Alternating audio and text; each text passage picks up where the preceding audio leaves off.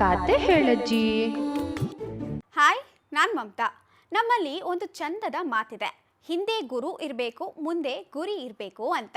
ಅರ್ಜುನನಿಗೆ ದ್ರೋಣಾಚಾರ್ಯರಂತಹ ಒಳ್ಳೆಯ ಗುರುಗಳು ಸಿಕ್ಕಿದ್ದಾರೆ. ಇವತ್ತು ಅರ್ಜುನ ಒಂದು ಸವಾಲನ್ನ ಎದುರಿಸ್ತಾ ಇದ್ದಾನಂತೆ. ಏನಂತ ನೋಡೋಣ ಬನ್ನಿ.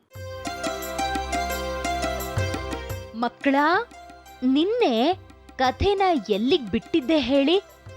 ಭೀಷ್ಮ ಮತ್ತು ದ್ರೋಣಾಚಾರ್ಯರು ರಾಜಕುಮಾರರಿಗೆ ಪರೀಕ್ಷೆಯನ್ನ ಮಾಡ್ತಾ ಇದ್ರಲ್ಲ, ನೆನಪಾಯ್ತಾ? ಹಾ, ಅರ್ಜುನ ಈಗ ಗಿಳಿಯ ಕೊಂಬೆಗೆ ಗುರಿ ಇಡಬೇಕಿತ್ತು. ಅರ್ಜುನ ತನ್ನ ಬಿಲ್ಲನ್ನ ಏರಿಸಿ ಗುರಿಯನ್ನ ಇಡೋಕ್ ನೋಡ್ದ.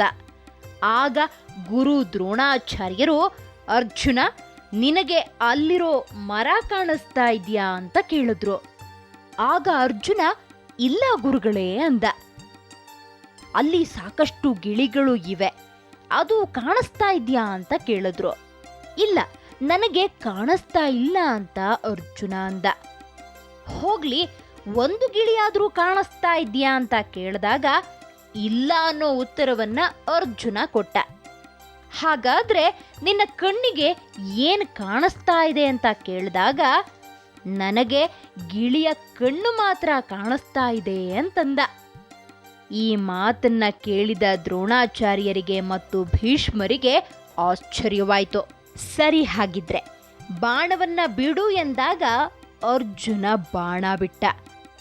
ಅದು ನೇರವಾಗಿ ಹೋಗಿ ಗಿಳಿಯ ಕಣ್ಣಿಗೆ ಚುಚ್ಕೊಳ್ತು. ಇದರಿಂದ ಇಬ್ಬರಿಗೂ ತುಂಬಾನೇ ಖುಷಿಯಾಯಿತು.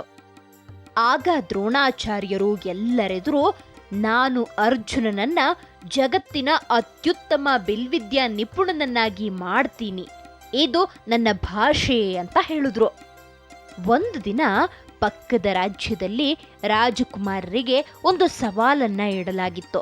ಅದೇನಂದ್ರೆ, ಒಂದು ಕಂಬ, ಅದರ ಮೇಲೆ ಒಂದು ತಿರುಗ್ತಾ ಇರೋ ಚಕ್ರ, ಅದರ ಅಂಚಿಗೆ ಒಂದಿಷ್ಟು ಪಕ್ಷಿಗಳನ್ನ ಇಡಲಾಗಿತ್ತು. ರಾಜಕುಮಾರರು ನೀರಿನಲ್ಲಿ ಬಿಂಬವನ್ನ ನೋಡಿ ಪಕ್ಷಿನ ಹೊಡಿಬೇಕಿತ್ತು. ಅರ್ಜುನನ ಸರದಿ ಬಂದಾಗ ಅಲ್ಲಿ ಇದ್ದವರೆಲ್ಲ ಕುತೂಹಲದಿಂದ ಕಾಯ್ತಾ ಇದ್ರು. ಯಾಕಂದ್ರೆ ಆತ ಅಪ್ರತಿಮ ಬಿಲ್ಲುಗಾರ ಅನ್ನೋದು ಎಲ್ಲರಿಗೂ ತಿಳಿದಿತ್ತು. ಅರ್ಜುನ ಮಂಡಿಯೂರಿ ಕೂತ್ಕೊಂಡು ನೀರನ್ನ ನೋಡತೊಡಗಿದ. ಚಕ್ರ ವೇಗವಾಗಿ ತಿರುಗ್ತಾ ಇತ್ತು.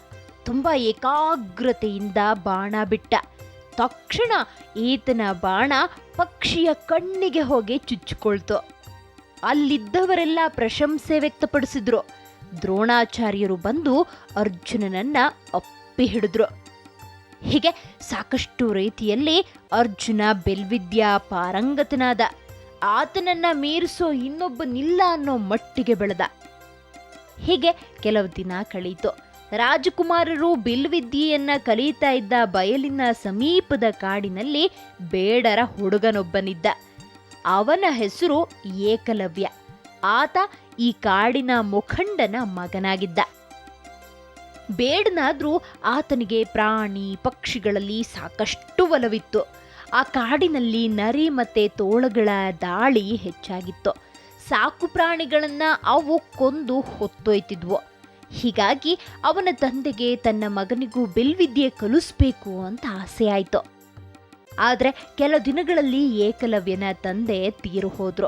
ಆಗ ಆ ಕಾಡಿನ ಸಂಪೂರ್ಣ ಜವಾಬ್ದಾರಿ ಏಕಲವ್ಯನ ಮೇಲೆ ಬಿತ್ತು. ಆತ ತನ್ನ ಅಮ್ಮನ ಬಳಿ ಕೇಳಲಾಗಿ, ಅಮ್ಮ, ನಿನ್ನ ತಂದೆಗೆ ನಿನ್ನನ್ನ ಬಿಲ್ಲುಗಾರನನ್ನಾಗಿ ಮಾಡಬೇಕು ಅನ್ನೋ ಆಸೆ ಇತ್ತು, ಆದ್ರೆ ಅವರು ನಮ್ಮನ್ನ ಬಿಟ್ಟು ಹೋದ್ರು ಅಂತ ಹೇಳಿದ್ಲು. ಈ ಮಾತನ್ನ ಕೇಳಿ ಏಕಲವ್ಯಂಗೆ ತಾನೂ ಬಿಲ್ವಿದ್ಯೆ ಕಲಿಬೇಕು ಅನ್ನೋ ಇಚ್ಛೆ ಆಯ್ತು. ಯಾರು ಕಲಿಸ್ತಾರೆ ಅನ್ನೋದನ್ನ ಕೇಳಿದಾಗ ಅವನಮ್ಮ ದ್ರೋಣಾಚಾರ್ಯರ ಬಗ್ಗೆ ಹೇಳಿದ್ಲು. ಏಕಲವ್ಯ ಅಮ್ಮನ ಆಶೀರ್ವಾದ ಪಡೆದು ದ್ರೋಣಾಚಾರ್ಯರನ್ನ ಭೇಟಿ ಆಗೋಕ್ ಹೊರಟ.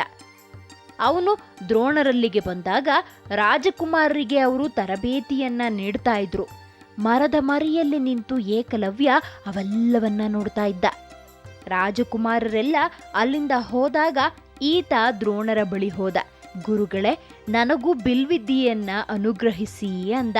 ದ್ರೋಣರಿಗೆ ಏಕಲವ್ಯನನ್ನ ಶಿಷ್ಯನಾಗಿ ಸ್ವೀಕರಿಸೋ ಮನಸ್ಸಿದ್ರು ರಾಜಕುಮಾರರಿಗೆ ಹೊರತು ಬೇರೆಯವರಿಗೆ ನಾನು ಹೇಳ್ಕೊಡೋದಿಲ್ಲ ಅಂದ್ಬಿಟ್ರು. ಏಕಲವ್ಯ ಅವರಿಗೆ ನಮಸ್ಕರಿಸಿ ಕಾಡಿಗೆ ಹೋದ. ದ್ರೋಣಾಚಾರ್ಯರ ಪ್ರತಿಮೆಯೊಂದನ್ನ ಮಾಡಿ ಅದಕ್ಕೆ ಭಕ್ತಿಯಿಂದ ನಮಿಸಿ ಬಿಲ್ವಿದ್ಯೆಯನ್ನ ಅವನು ಅಭ್ಯಾಸ ಮಾಡತೊಡಗಿದ. ಸ್ವಲ್ಪ ಸಮಯದಲ್ಲೇ ಅವನು ಅಪ್ರತಿಮ ಬಿಲ್ಲುಗಾರನಾದ. ಒಂದು ದಿನ ಕೌರವ ಮತ್ತೆ ಪಾಂಡವ ರಾಜಕುಮಾರರು ಭೇಟಿಯಾಡ್ತಾ ಏಕಲವ್ಯನಿದ್ದ ಕಾಡಿಗೆ ಬಂದ್ರು. ಅವರ ಬಳಿ ಒಂದು ನಾಯಿಯೂ ಬಂದಿತ್ತು. ತಕ್ಷಣ ಅರ್ಜುನನಿಗೆ ಕಾಡು ಹಂದಿಯೊಂದು ಕಂಡಿತು. ಕೂಡಲೇ ಆತ ಬಾಣವೊಂದನ್ನ ಹೊಡೆದ. ಅದು ತಪ್ಪಿಸ್ಕೊಂಡು ಓಡ್ತು. ಅದರ ಹಿಂದೆಯೇ ಆ ನಾಯಿ ಕೂಡ ಬೊಗಳ್ತಾ ಓಡತೊಡಗಿತ್ತು. ಬಿಲ್ವಿದ್ಯೆಯನ್ನ ಅಭ್ಯಾಸ ಮಾಡ್ತಾ ಇದ್ದ ಏಕಲವ್ಯನಿಗೆ ಇದು ಏಕಾಗ್ರತೆಗೆ ಅಡಚಣೆಯಾಯಿತು. ತಕ್ಷಣ ಆತ ಶಬ್ದವೇದಿ ವಿದ್ಯೆಯಿಂದ 5 ಬಾಣಗಳನ್ನ ಬಿಟ್ಟು ನಾಯಿಯ ಬಾಯಿ ಮುಚ್ಚಿಸ್ದ. ಅರ್ಜುನ ಮತ್ತೆ ಜೊತೆಗಾರರು ನಾಯಿಯನ್ನ ಹುಡುಕ್ತಾ ಬಂದಾಗ ಅದರ ಬಾಯಲ್ಲಿರೋ ಬಾಣಗಳನ್ನ ನೋಡಿ ಅವಕ್ಕಾಗಿ ಹೋದ್ರು. ಇದು ಅಸಾಧಾರಣ ಬಿಲ್ಲುಗಾರನ ಕೃತ್ಯ ಅನ್ನೋದು ತಿಳಿಯಿತು. ಅವರೆಲ್ಲ ಮುಂದೆ ಬಂದಾಗ ಏಕಲವ್ಯ ಅಭ್ಯಾಸ ಮಾಡ್ತಾ ಇರೋದು ಕಾಣಿಸ್ತು. ಅರ್ಜುನನಿಗೆ ಏಕಲವ್ಯನ ಬಿಲ್ಲಿನ ಚತುರತೆಯನ್ನ ಕಂಡು ಅಸೂಯೆಯಾಯಿತು. ಆಗ ಅರ್ಜುನ ಏಕಲವ್ಯನ ಬಳಿ ಕೇಳ್ದ, ಯಾರ್ ನೀನು?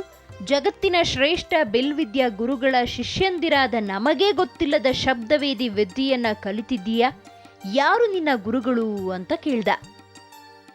ಆಗ ಏಕಲವ್ಯ ತಾನು ದ್ರೋಣಾಚಾರ್ಯರ ಶಿಷ್ಯ ಅಂತ ಅಲ್ಲಿದ್ದ ದ್ರೋಣಾಚಾರ್ಯರ ಮೂರ್ತಿಯನ್ನ ತೋರಿಸ್ದ. ಅವನ ಗುರು ದ್ರೋಣಾಚಾರ್ಯರೆಂದು ತಿಳಿದ ಮೇಲಂತೂ ಅವನಿಗೆ ರೋಷ ಉಕ್ಕಿ ಬಂತು. ಅವನು ದ್ರೋಣರಲ್ಲಿಗೆ ಹೋಗಿ, ಗುರುಗಳೇ, ನೀವು ಮಾತಿಗೆ ತಪ್ಪಬಹುದೇ? ಏಕಲವ್ಯ ನನಗಿಂತ ಶ್ರೇಷ್ಠನಾದ ಬಿಲ್ಲುಗಾರನಾಗಿರುವನಲ್ಲ ಅಂದ. ದ್ರೋಣರಿಗೆ ಅರ್ಜುನನ ಮಾತನ್ನ ಕೇಳಿ ವ್ಯಥೆಯಾಯಿತು. ಅವರು ಕಾಡಿಗೆ ಬಂದ್ರು. ಏಕಲವ್ಯ ಪೂಜಿಸ್ತಾ ಇದ್ದ ತಮ್ಮ ಪ್ರತಿಮೆ ಕಂಡು ಅವರಿಗೆ ಏಕಲವ್ಯನ ಮೇಲೆ ಅಪಾರ ಅಭಿಮಾನ ಉಂಟಾಯಿತು. ಆದರೆ ಭೀಷ್ಮರಿಗೆ ಕೊಟ್ಟಿರೋ ಮಾತು ಅವರ ಕರ್ತವ್ಯವನ್ನ ಎಚ್ಚರಿಸ್ತು. ಆಗ ದ್ರೋಣರು ಏಕಲವ್ಯನಿಗೆ ಕೇಳಿದ್ರು, ಏಕಲವ್ಯ, ನನಗೆ ಗುರುದಕ್ಷಿಣೆ ಏನ್ ಕೊಡ್ತೀಯಾ ಅಂತ. ನೀವು ಏನನ್ನು ಕೇಳಿದ್ರು ಕೊಡ್ತೀನಿ ಗುರುದೇವ ಅಂತ ಏಕಲವ್ಯ ಉಚ್ಚರಿಸ್ದ. ಹಾಗಾದ್ರೆ ನಿನ್ನ ಬಲಗೈ ಹೆಬ್ಬೆರಳನ್ನ ಕೊಡು ಅಂತ ದ್ರೋಣಾಚಾರ್ಯರು ಕೇಳಿದ್ರು. ಏಕಲವ್ಯ ಹಿಂದೆ ಮುಂದೆ ನೋಡದೆ ತನ್ನ ಹೆಬ್ಬೆರಳನ್ನ ಕತ್ತರಿಸಿ ಗುರುಗಳ ಪಾದಗಳಲ್ಲಿ ಇರಿಸ್ದ. ದ್ರೋಣರ ಕಣ್ಣುಗಳಲ್ಲಿ ನೀರು ತುಂಬಿ ಹೋಯಿತು. ಪ್ರಪಂಚ ಇರುವವರೆಗೂ ನಿನ್ನ ತ್ಯಾಗದ ಕೀರ್ತಿ ಉಳಿಯಲಿ ಏಕಲವ್ಯ ಅಂತ ಹರಸಿದ್ರು.